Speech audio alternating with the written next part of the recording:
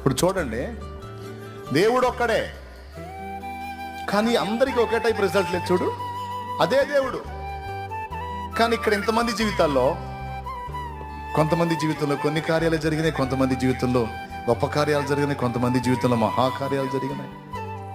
దోషం ఎక్కడుంది? ఆయన దగ్గర ఉందా, మన దగ్గర ఉందా? నదిదేం తప్పు లేదండి, మనం వేసిన పైపుదే సమస్య అని ఈజీగా అర్థమైద్దని నదితో పోల్చి చెప్పానండి. అర్థమైందా? ఆయన కూడా తను నదితోనే పోల్చుకున్నాడు. పరిశుద్ధాత్మ నదితో పోల్చబడ్డాడు, జీవజల నది.